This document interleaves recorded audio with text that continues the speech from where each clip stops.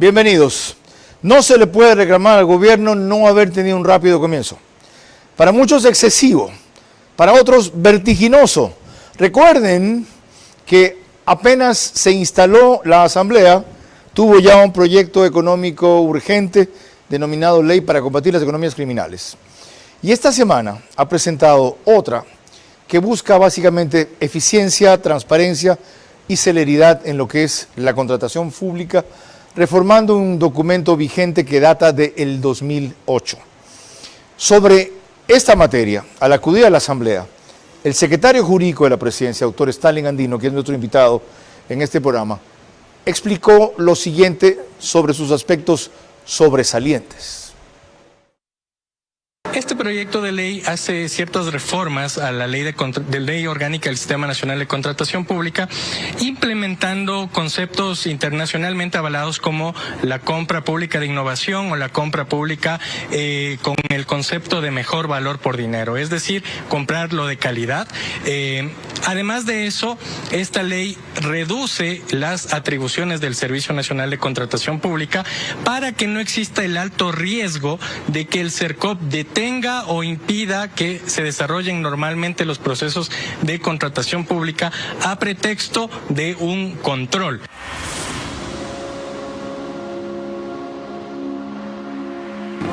Vera a su manera. Llega gracias al auspicio de... Bueno, escucharon al secretario jurídico de la Presidencia hablar de 2 o 3 de las prioridades de la nueva ley reformatoria de contratación pública, para ponerla de alguna manera. Algo incidiremos en la primera, que ha sido ya más tratada y criticada en este programa a lo largo de 2 emisiones.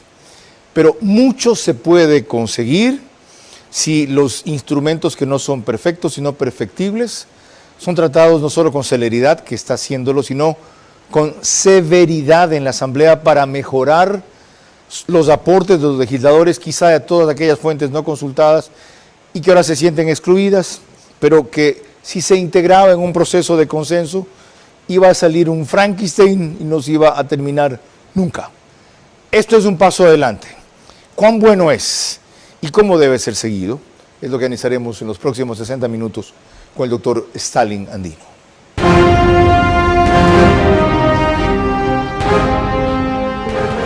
Yo solamente te pediría eso, controlar las pasiones. Por lo demás, tú nunca te fuiste porque tu puesto como entrevistador, el mejor entrevistador de la televisión, quedó vacío y finalmente has regresado a tu cauce porque el brillo vuelve a su cauce.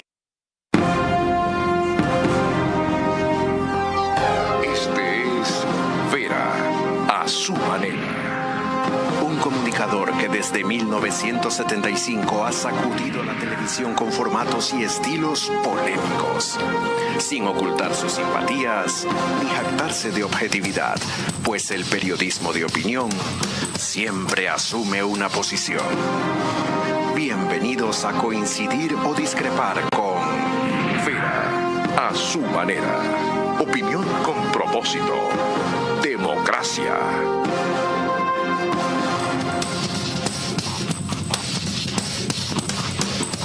Buenas noches. Antes de concluir, o mejor dicho, de comenzar, lo que pasa es que hoy concluye su misión aquí una gran compañera.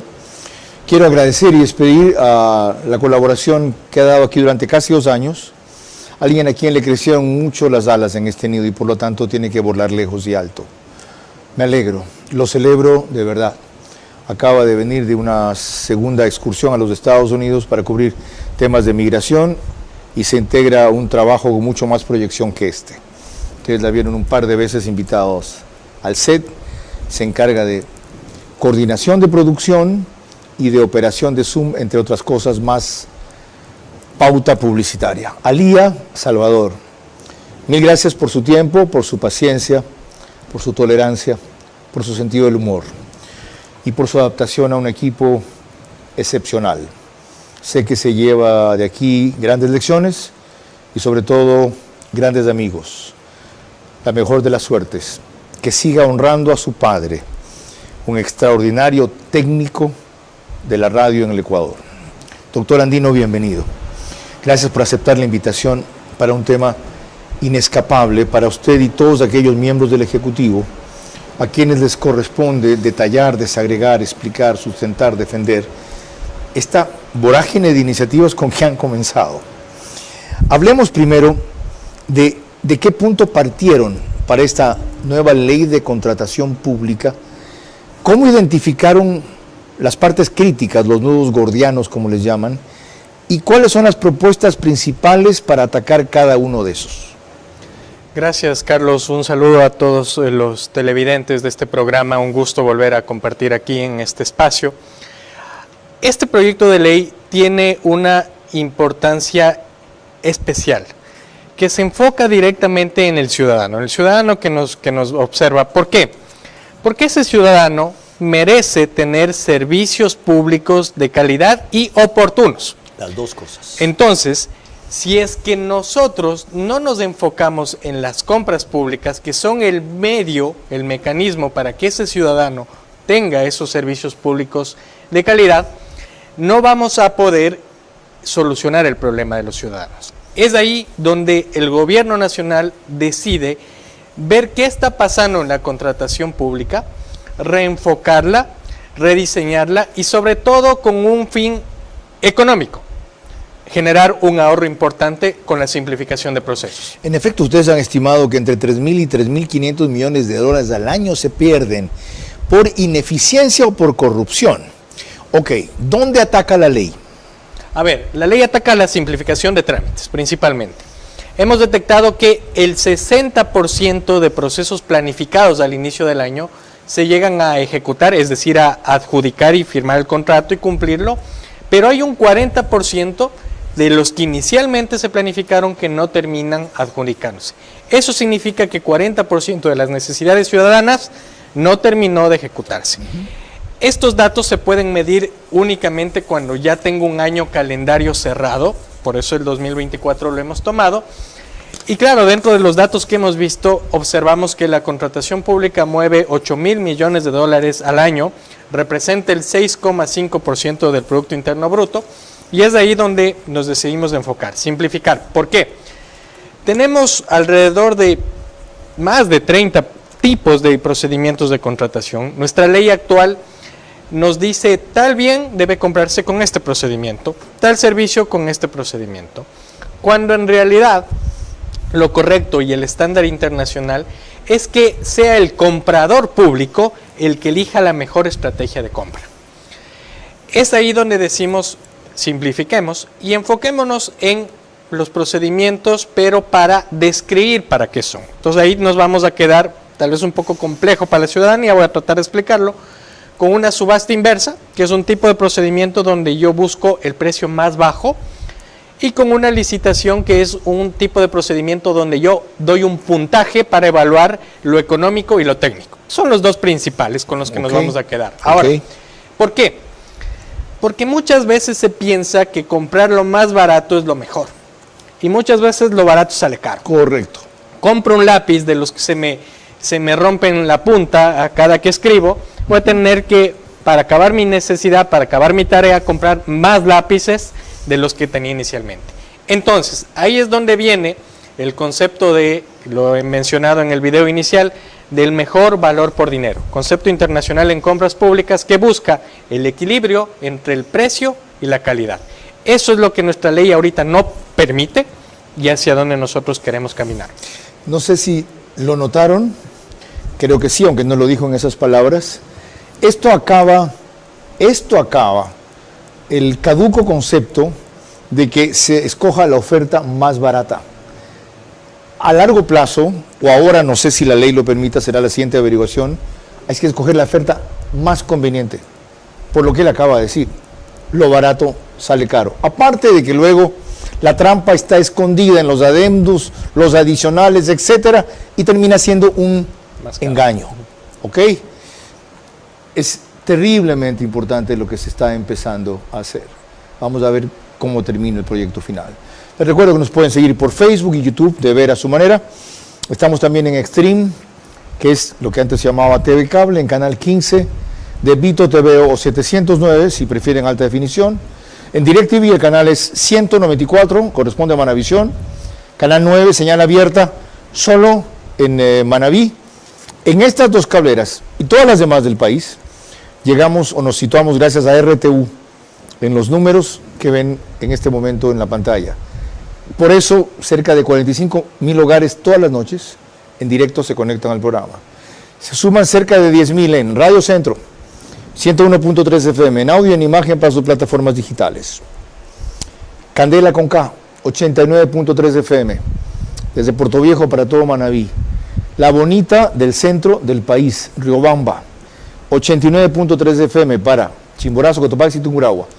Y en Quito, 101.7 FM, Radio Sucesos, líder en información en la capital de la República. En esa radio, mañana, el debate Centro Digital, no se lo pierdan, 13 horas, saca chispas. Estamos 6.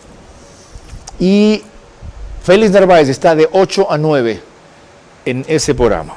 Ahora sí, este aporte para poner más en contexto la conversación. Ley Orgánica de Innovación y Fortalecimiento de la Gestión Pública.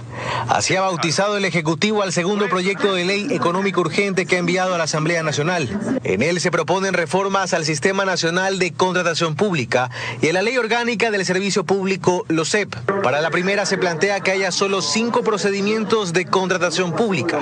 La normativa actual, en vigor desde hace 17 años, plantea casi una decena. Según la propuesta, el 64% de los procesos cuentan solo con 1 o 2 ofertas y el uso persistente de regímenes especiales encarece las contrataciones hasta en un 20%, lo que refleja un modelo que desincentiva la participación y aumenta el gasto estatal.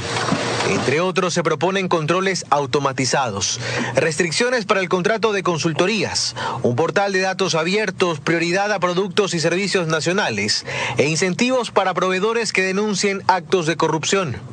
En cuanto a las reformas que se proponen a la Ley Orgánica del Servicio Público, está a ejecutar evaluaciones semestrales, considerando indicadores de eficiencia, resultados institucionales, el servicio prestado a usuarios externos e internos y las contrataciones realizadas.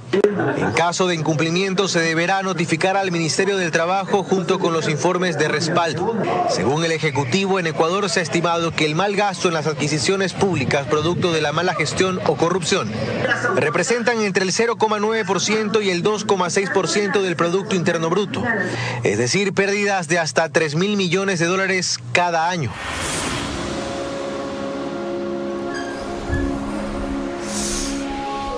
Con lo dicho por el doctor Stalin Andino y lo contextualizado por Carlos Acoto desde el Amazonas, ya estarán más ubicados. Ahora, espero que con la respuesta a mis siguientes preguntas se ubiquen mejor. En el CERCOP no se prescinde de él, pero se reducen de cuánto a cuánto los trámites, la cantidad de trámites, y eso reduce de cuánto a cuánto el tiempo de contratación. El CERCOP, bueno, para que la ciudadanía lo comprenda, el CERCOP es el ente rector del Sistema Nacional de Contratación Pública, está a cargo de administrar el portal de compras públicas, de administrar el registro de proveedores, pero también tiene un tema importante que es el control de lo precontractual. Es decir, todo el concurso, el CERCOP lo controla, lo ideal sería que monitoree todo, lo hace con un perfil de riesgos. Sin embargo, algo que doctor, hace lo que antes hacía la Contraloría. ¿Se acuerda? Más o menos. Sí, antes hacía eso la Contraloría. Más o menos. Sí, en parte, pero lo hace con otra lógica, con otra dinámica. ¿Y con personal capacitado? Especializado sobre todo, ¿no? Porque ¿Tienen?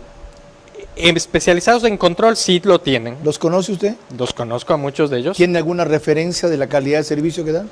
Son funcionarios muy competentes algunos, porque vienen desde el 2007, desde que esto funcionaba en el Ministerio de Producción. ¿Experiencia tienen? Sí, pero hay otro grupo Ya. que ha venido infiltrándose y que ha provocado algo que yo denomino diversificar la coima. Entonces, ya no solamente tengo que darle al que me va a comprar, sino que ahora tengo que darle al que me va a controlar. ¿Por qué? Porque el CERCOP tiene la potestad de bajarme el proceso ante un reclamo, ante una denuncia, o de darme la razón o no como proveedor del Estado. ¿Cómo detectó esto que me acaba de decir? La experiencia. La experiencia va en varios años en esto. ¿Y la ley anula esa posibilidad. La ley provoca que el control sea objetivo, es decir, que yo tenga por escrito los parámetros que voy a controlar en el proceso de forma previa. ¿Por qué? Porque estamos viendo que en un proceso el CERCOP dice, aquí debías pedir este requisito, y en otro igualito a la semana dice, acá no. No es discrecional, o no hay doble estándar. La discrecionalidad aquí se ha convertido en arbitrariedad. Ok, ahí hay una cosa que usted también debe conocer. Hay un viejo sistema por el cual cuando se sube al portal de compras públicas una propuesta, un contrato, ya previamente se han negociado y conocido los parámetros por parte de los interesados, por supuesto en un mecanismo de corrupción y concertación con los que adentro del CERCOP saben que eso va a salir, y en el momento que sube eso a subasta pública, aparece uno que tiene todo el tiempo y todo el control y todos los requisitos para cumplir en los 3 días. Los demás competidores no tienen chance, se lo entregan. ¿Esta ley evita eso? Esta ley reduce la cantidad de escenarios en los cuales se puede prestar para esto. ¿Por qué? ¿De qué manera? Reduciendo los procedimientos, objetivizando los criterios de control e implementando el concepto de datos abiertos y un portal tecnológico mucho más fortalecido, porque el CERCOP se quedó en la época de la piedra. Estamos trabajando con un sistema del 2008, cuando los celulares del 2008 acá ya no son los mismos, pero el CERCOP mantiene la misma tecnología. ¿Y por qué es importante esto? Carlos, se unieron 2 enemigos del país muy nocivos, que son la corrupción y la delincuencia organizada.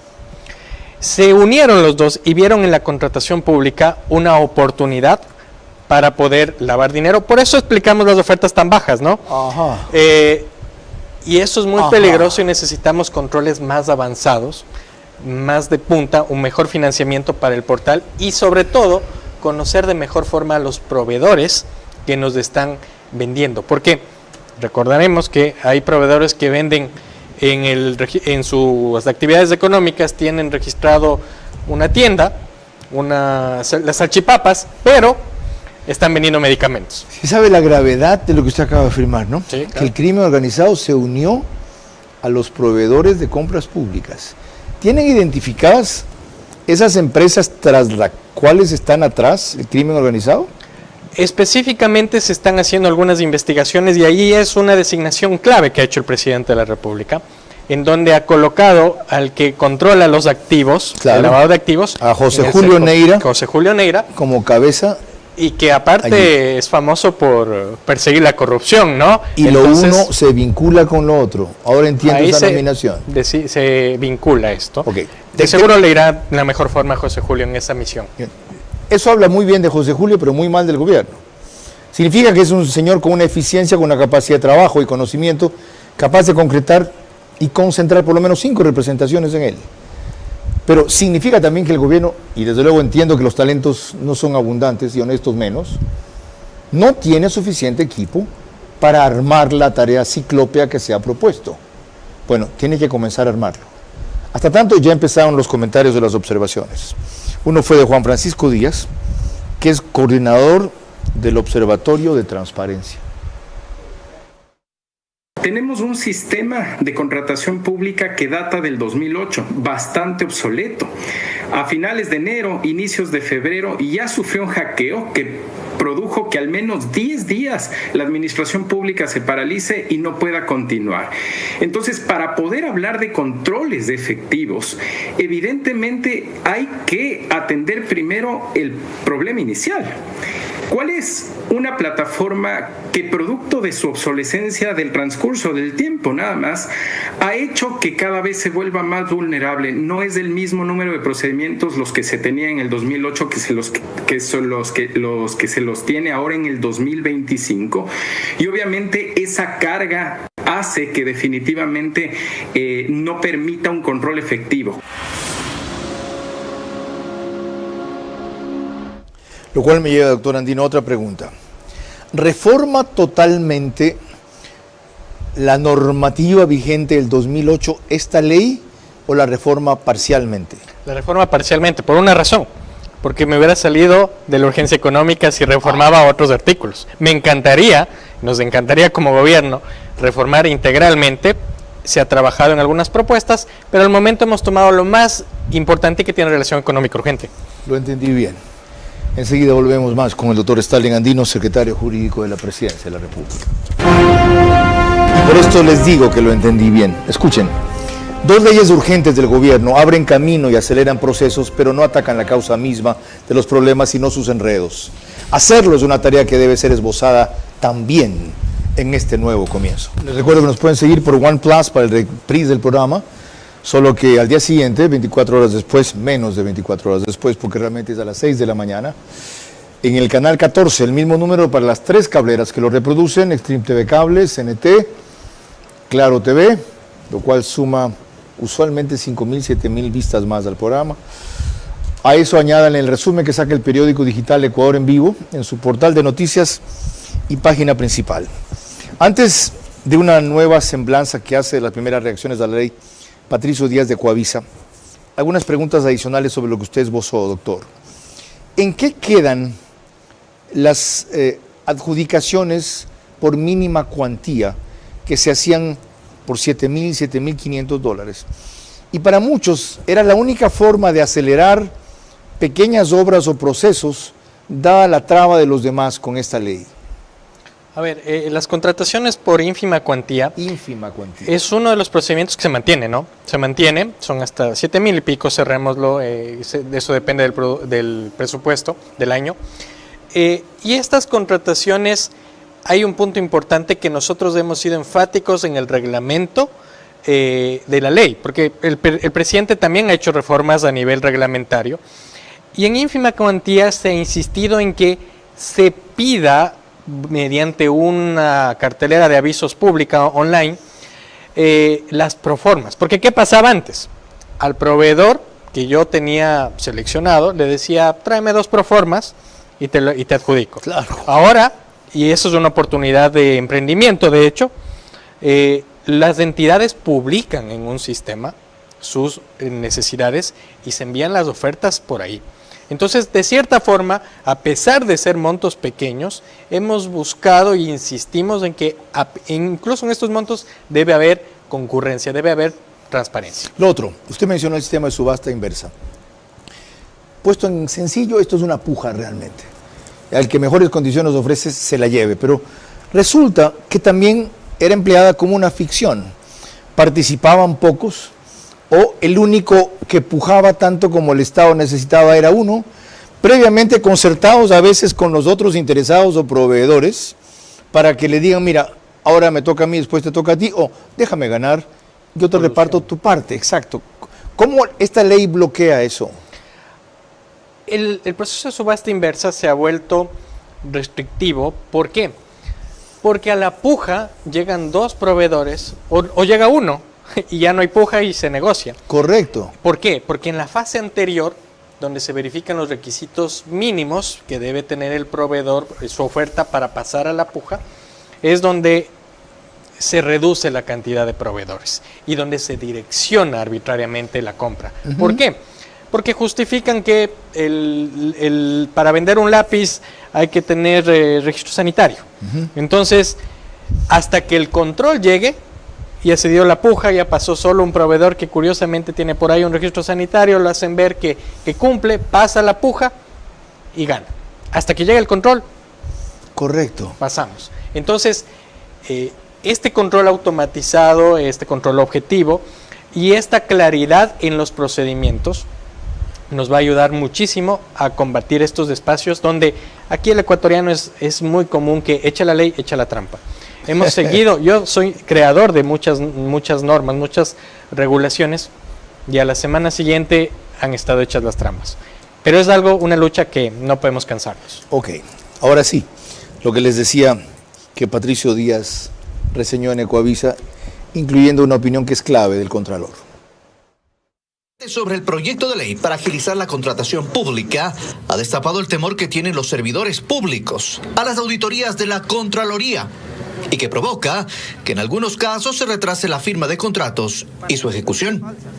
El Contralor Mauricio Torres reconoce que ese miedo existe y quiere ganar la confianza de los servidores públicos. Para ello, tiene una estrategia que entre sus acciones plantea la asesoría previa a la firma. La Contraloría puede enviar, a solicitud del interesado, equipos de apoyo. Esto lo hacían antes las unidades internas que el organismo tenía en cada entidad. Ahora existen solo 124, porque fueron desmanteladas todas las unidades de auditoría interna. Yo no sé cuál fue la razón. Nosotros estamos volviendo a que las entidades de auditoría interna existan en cada entidad. Otro punto es cambiar la responsabilidad que cae sobre el administrador del contrato. Es una de las reformas normativas que él está analizando.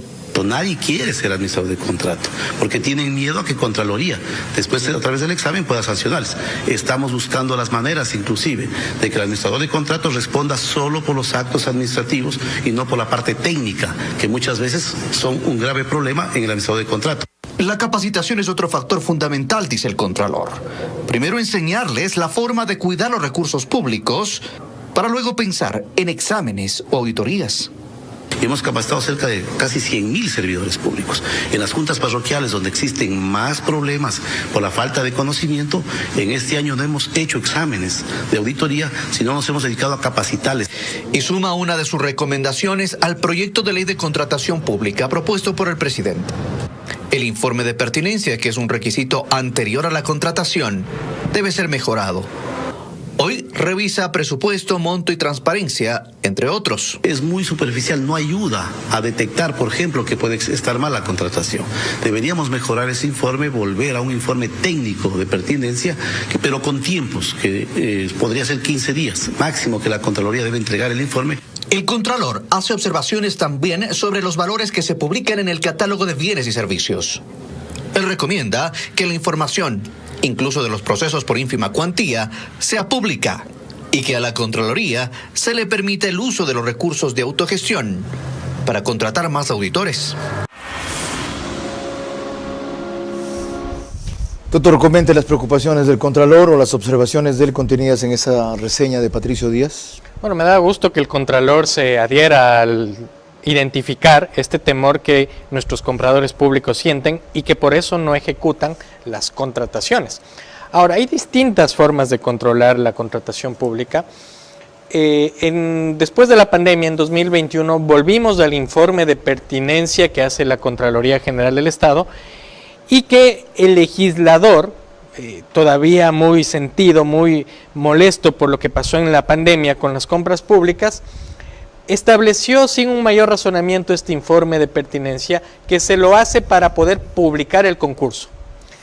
Este informe es difícil que se pueda detectar si es que hay un direccionamiento o no, si es que yo no tengo el personal técnico experto en esa materia. ¿El informe de pertinencia qué hace quién? Que actualmente lo hace la Contraloría para publicarlo, ¿no? Okay. Lo hace la Contraloría, pero como bien lo dice el Contralor, no nos ayuda mayormente porque revisamos formalidades. Y lo que es peor, ha equivalido a un aval, como diciendo, la Contraloría emitió un informe de pertinencia, eso está bien. Exactamente. Recordará, Carlos, que antes de la ley 2008 había el informe previo de la Contraloría, que en cambio era en el lapso de las adjudicaciones y firmas del contrato. El problema era que trababa todo, que demoraba todo. Y Correa lo eliminó para, claro, poder contratar todo y que revisen después con un contralor corrupto como Politi y compañía. Que tal vez no llegará a auditar ese proceso, ¿no? Ajá. Entonces, sí, es un tema que aún se tiene que discutir, no lo hemos topado en el proyecto económico urgente, porque no es económico urgente, de hecho, esa parte del componente, pero que sí hay que discutirlo con Contraloría. Usted no me conoce mucho, pero le voy a poner una adivinanza. ¿Ya? Adivine cuál es el aspecto de la ley que a mí más me apasiona y me interesa si lo logran usar bien. ¿La evaluación en los servidores públicos? No. ¿Ya? Y qué bueno que se arriesgó. Este aliento y poder que le dan a un denunciante de los partícipes de un concurso cuando ve o detecta algo irregular. De eso, que puede ser un mecanismo importantísimo que también tiene sus riesgos. Algunos dicen que, por lo tanto, si el denunciante tuvo razón, debería ser un adjudicatario privilegiado o favorecido en otros concursos. Veremos. Pero, por ejemplo, esto en otro ámbito, en la Argentina, también en el afán de combatir la corrupción, ha sido muy privilegiado de quienes denuncian o crímenes o corrupción. Con eso volvemos enseguida. 2 leyes urgentes del gobierno abren camino y aceleran procesos, pero no atacan la causa misma de los problemas, sino sus enredos. Hacerlo es una tarea que debe ser esbozada también en este nuevo comienzo. En Estados Unidos nos siguen por Macro Digital, sumando a los anteriores cerca de 15,000 suscriptores más solo en esa cablera. Y por ahí vamos en 65,000, 70,000. Pues a mí no me preocupan las métricas de YouTube, se los digo a cada rato. Macro Digital nos pone también en España por Hispasat y en Ecuador, en Loja, Santa Elena, Santo Domingo de los Áchilas, Pichincha, Galápagos, entre otras provincias. Doctor, quedó planteada mi inquietud. Quienes denuncian ayudan en estos procesos de contratación pública, pero hay el temor de que también utilicen esa posición para vengarse, desquitarse, perjudicar, tirar abajo el contrato, mientras que se preguntan, bueno, ¿y qué beneficio tiene el denunciante si resultó ser cierto lo que denunció? ¿De qué le sirve? A ver, ¿qué prevé la ley para eso? Nuestra idea es aquí utilizar los mecanismos de preferencia. En la contratación pública y por mandato constitucional hay ciertas preferencias, por ejemplo, para producción nacional, micro y pequeñas empresas, etcétera. Y la ley puede crear mecanismos nuevos de preferencia. Y creemos que la integridad del proveedor tiene que ser un mecanismo de preferencia en el cual este proveedor se lo conoce y se lo valora de mejor forma porque se tiene identificado que ha colaborado con el Estado. Ahora, no solamente es la denuncia, sino que esa denuncia efectivamente tiene que permitir detectar una irregularidad. Es decir, ser cierta, tener exactamente fundamento. Lo dice el artículo, que denuncien actos de corrupción de los servidores públicos del CERCOP y que permitan detectar irregularidades. ¿Ok? Entonces, es cerrar el ciclo completo. ¿Y qué gano yo haciendo eso?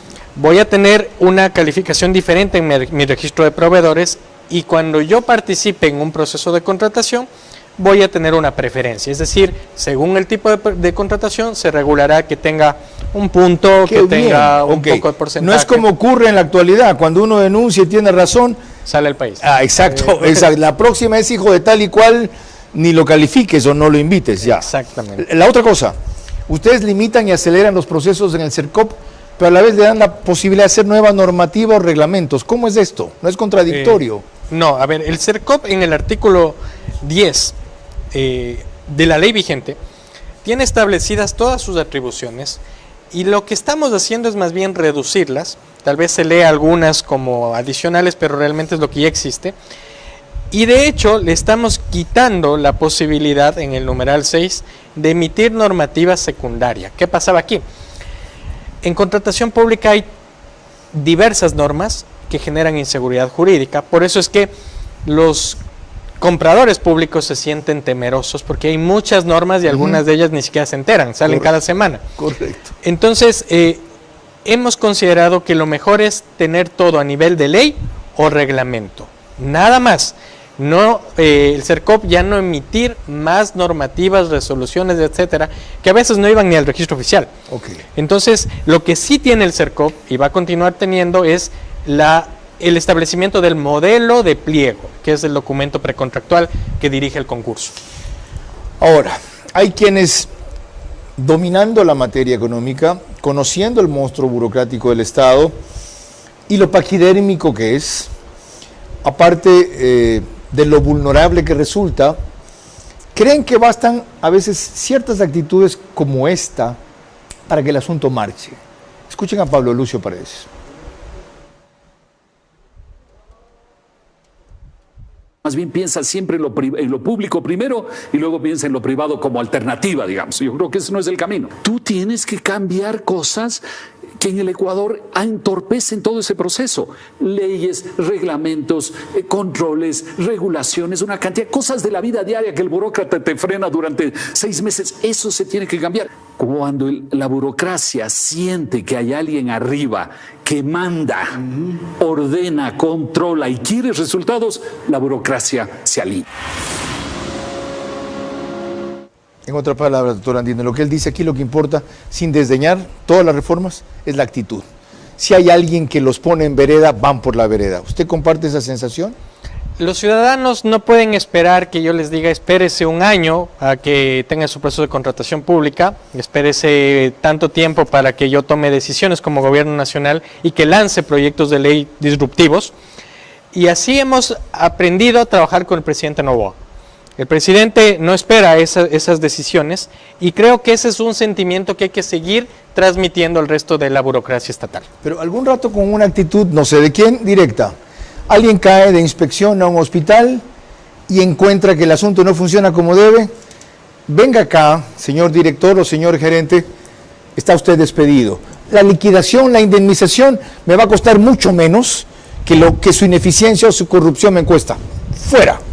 ¿Veremos eso? Y por eso, Carlos, este proyecto también reforma otra ley. A ver, cuéntame. Reforma la ley del servicio público, la ley orgánica del servicio público, en donde se establecen el esquema para poder primero tener claras las reglas o las metas que un servidor público debe cumplir.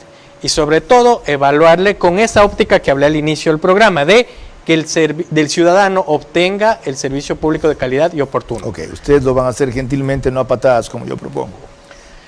Tenemos pero lo van a hacer. Una evaluación más agresiva planificada en la ley. Ahorita está para evaluarse semestralmente, pero aquí ni siquiera había manuales de puestos. Es lo que la ley está tratando de corregir ahorita. Si no hay un manual de puestos, ¿cómo yo evalúo? Esta ley empieza ya a generar ese debate y ojalá la Asamblea también sume para poder fortalecer esta parte. Ahí, en cambio, le pregunto, ¿no es mucho vericueto para llegar a una decisión que a veces no puede esperar? No es mucho vericueto, manuales de puestos. Hay un sistema, hay un cambio, vamos a evaluar. Come on. Llego a un hospital, veo que no hay gasas, veo que no hay alcohol, veo que hay colas, veo que hay camas y no las distribuyen bien. Te fuiste. A ver, hemos estado golpeando esa parte aquí, pero recordemos que el garantismo mal entendido en nuestro país y desviado, como tenemos la experiencia en la primera ley económica urgente, está provocando o provocó en su momento que servidores públicos manipulen la justicia para estar eternamente ahí trabajando. Tenemos el caso de los trabajadores de la empresa de electricidad de SENEL. Hemos estado golpeando todas esas partes. Estamos recuperando terreno perdido a nivel de garantismo y a nivel jurídico también. Entonces, estos cambios van a ir paulatinamente. El que no funciona, se va. Ya, llegamos al fondo. Y aquí le pregunto al jurista, ¿ya? Y no me saque el cuerpo. Lo que usted acaba de decir, explicar e ilustrar, deja claro que solo cuando haya un cambio profundo este mamotreto, las cosas van a cambiar. Lo que está sucediendo es que ustedes le están dando una oportunidad al sistema para medirlo y tentarlo y ver cuán viables son las reformas y los cambios que usted mismo admite que no son suficientes, pero que son un avance. Entonces, si le pregunto al jurista, ¿usted cree que a mediano plazo es inevitable una constituyente para atacar, por ejemplo, ese garantismo que nos tiene podridos? Yo no sujetaría la decisión a un plazo, yo la sujetaría a una condición. ¿Cuál es la condición? Soltar la bomba atómica depende de que el resto de armas no funcionen. Entonces, ese es un tema que aún lo estamos pensando, porque creemos que la constituyente es la bomba atómica, es el punto final donde o vivimos o morimos. Entonces, creo que hay que agotar el resto de armas. Entendido. Dejemos ya sin efecto lo que íbamos a citar aquí del ministro de Transporte que estuvo ayer, y cuando volvamos, una breve referencia a la otra ley urgente en la cual también participó el doctor Andino, aunque menos activamente porque no es de su mayor especialidad, que es la que tiene que ver con el combate a las economías criminales, que de paso me acabo de enterar, la bautizó con otro nombre, Solidaridad y no sé qué menjurjes, la Asamblea hoy. Dos leyes urgentes del gobierno abren camino y aceleran procesos, pero no atacan la causa misma de los problemas, sino sus enredos. Hacerlo es una tarea que debe ser esbozada también en este nuevo comienzo. Vamos a la otra ley urgente para combatir las economías criminales, que al principio dijeron que no tenía unidad temática, cuando todo el mundo dice a la vez y reconoce que la economía criminal permea y transversaliza, dicen ahora, a toda la sociedad. Entonces, si se refería a múltiples temas, tenían relación con uno solo, pero sobre ese tema el doctor Andino emitió este concepto. lo que vamos a abordar son varios sectores, principalmente el de la economía criminal. Tomemos en cuenta que la economía criminal más o menos mueve el 6% del Producto Interno Bruto. Eso es un valor importantísimo, y más aún si le sumamos a temas como la minería ilegal, en donde literalmente, Carlos, nos están saqueando. Entonces, el tema central, conflicto armado interno, que abarca diversas aristas, como la economía criminal, como la simplificación de ciertos trámites penales, ciertos procesos penales, y realmente nosotros estamos confiados y creemos que el Consejo de Administración Legislativa, con el informe previo de la Unidad de Técnica Legislativa, nos darán la razón en que se habla de la misma materia. Se reforman varias leyes, pero eso no es un impedimento para que se cumpla con la unidad de materia. Eso nos lo aclaró al programa de Radio Centro el día de la noche cuando recién comenzaba esta discusión. Han pasado casi 2 semanas de entonces acá, doctor Andino, y usted ve que se han hecho algunas modificaciones sustanciales, más allá del nombre que le cambiaron, que dicen que le permitirá salir finalmente aprobado el proyecto y dentro de los 30 días. Pero yo me temo que muchas de las modulaciones de esas disposiciones le quiten la efectividad a la ley que se buscaba. Por ejemplo, lo que tiene que ver con las circunstancias para hacer un allanamiento sin orden judicial. Por ejemplo, lo que tiene que ver con incautación de bienes. Por ejemplo, lo que tiene que ver con identificación de alguien comprometido con un GDO. Por ejemplo, lo que tiene que ver con detención, que le cambiaron a aprehensión, y según Sergio Peña, desertor del correísmo, es lo que a él le ha permitido votar por esa ley, porque están acogiendo sus observaciones. Indistintamente de estos 4 puntos que toqué, de lo que usted conoce de cómo va cambiando el proyecto tras el primer debate, ¿lo están mejorando o lo están moderando? A ver, nosotros tenemos ya alguna experiencia en proyectos económicos urgentes. En el periodo anterior presentamos y aprobamos 8. Ahorita vamos 2 más. Tenemos nuestra matriz de riesgos, nuestra priorización, y el texto que inició es el que nosotros vamos identificando cómo va pasando en cada debate. Este informe para primer debate nos parece que aún se mantiene en el concepto inicial que nosotros hemos presentado. Se han respetado muchos de los temas importantes, como por ejemplo el delito por ser miembro de la banda, la conceptualización del conflicto armado interno, la prohibición, digámoslo así, para que se dicte prisión preventiva o una detención domiciliaria para los miembros de las fuerzas que están actuando, y también el tema de los allanamientos, más con ciertos bemoles, pero... El indulto preventivo y anticipado, en donde se estableció que solo lo puede emitir el presidente tras concluir una investigación previa. Nuestra idea sobre el indulto, por ejemplo, era hablar de un aviso previo de indulto, porque sabemos que para indultar tiene que haber sentencia condenatoria. Lo ha venido haciendo el presidente de la República. Sí, correcto. Entonces, esa parte, esa modulación, en ese punto, creo que es la Asamblea la que puede ir discutiendo. O sea, de lo visto hasta ahora, no han alterado la esencia fundamental. Ok. Con las conclusiones del secretario jurídico de la Presidencia de la República, doctor Stalin Andino, volvemos en la parte final de este programa. 2 leyes urgentes del gobierno abren caminos y aceleran procesos, pero no atacan la causa misma de los problemas, sino sus enredos. Hacerlo es una tarea que debe ser esbozada también en este nuevo comienzo. Invitado el domingo para explicar esta propuesta de 200,000 viviendas, que es la más ambiciosa e importante para mí del mensaje presidencial, en cuanto a obra pública, desde luego, está el ministro de esa rama, Humberto Plaza. No se lo pierdan. Incluyendo al doctor Andino, es el tercer funcionario que acepta venir a explicar, desagregar, sustentar, defender, ampliar, responder las múltiples inquietudes que hay de lo que presentó el presidente en su mensaje el sábado pasado y de lo que ha lanzado como iniciativa legislativa.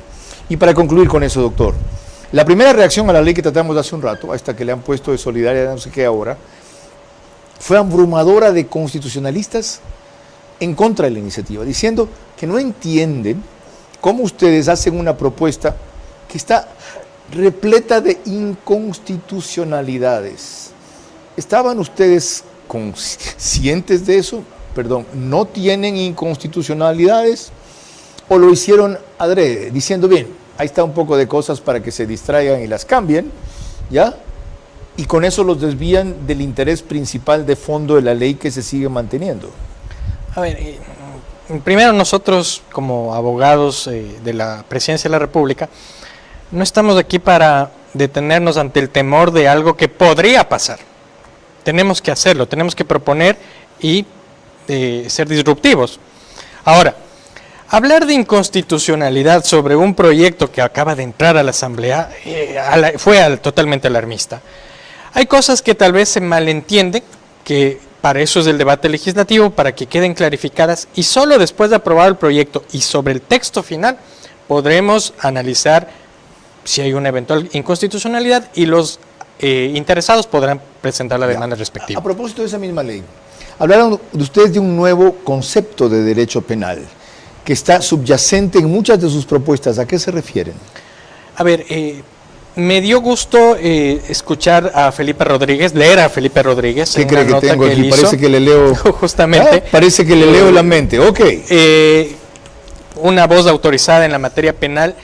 Es un erudito del derecho penal. Y a pesar de que los constitucionalistas de diversos tipos, algunos saltaron, otros prefirieron no decir nada y otros tuvieron una aceptación suave, el penalista dijo, estoy de acuerdo. Muchas veces no hemos coincidido con Felipe en los criterios que hemos manejado, pero aquí qué gusto que podamos coincidir. Y él ha hablado de este nuevo modo de manejar el derecho penal, en donde vamos en búsqueda de la delincuencia, vamos con más contundencia en la normativa. Es un tema que lo estamos discutiendo, que bueno que si no hacíamos esto, seguíamos esperando. Seguimos esperando la bomba atómica. Justamente con eso concluyo y con mi reiterado agradecimiento de concurrir a explicar y defender los puntos de vista oficiales en este caso. Para citar a Felipe Rodríguez en el cierre, dice él en ese célebre artículo publicado en Primicias dominado La Plan Novoa. Y cuando vean van a ver por qué el género respecto al sustantivo no está equivocado. Y algún peligro, cientos de peligros, asegura el doctor Rodríguez. El mayor riesgo, como siempre, no es la ley, sino quienes la aplican. Mientras Ecuador mantenga jueces y fiscales, pero además políticos que puedan utilizar leyes adecuadas para fines inadecuados, todos estamos en peligro. A mí me encanta que a los criminales se los coloque en su lugar, lejos de la sociedad. Lo que me preocupa, en un país donde los deportes nacionales son ecuabol y la envidia y la venganza, es que se utilice la ley para persecuciones políticas. Esto es así. Con dólares se puede comprar cocaína y pan. ¿Ven? Los dólares no son malos per se, sino el uso que se les da. Lo mismo ocurre con las leyes severas. Pueden ser utilizadas para salvar a la sociedad o para destruirla. Y continúa. Así que, Daniel, si me lees, te lo digo claro, el proyecto presentado no es nada malo, pero si alguien abusa de la responsabilidad estará en tus manos y en tu conciencia. Te deseo lo mejor, pero sobre todo sensatez, serenidad, sabiduría y humanidad, porque te estamos entregando una bomba nuclear para combatir al crimen y ya será solamente tu decisión en qué dirección disparas. Toma tu ley. Ahora decide tu lugar en la historia. Sobre la segunda que hemos tratado, a este criterio me adhiero. Yo solo quiero destacar que es un primer gran paso para combatir la corrupción, evitar la dilapidación anual de 8.000 millones de dólares, de los cuales 3.000 al menos se van en ineficiencia y corrupción, y poner la lupa, la luz o el ojo en donde hay que ajustar cada día más para que la ley solo sea un principio y no un final. Con el ministro de Vivienda nos vemos y ustedes, Dios mediante, el domingo a las 22 horas. Buenas noches.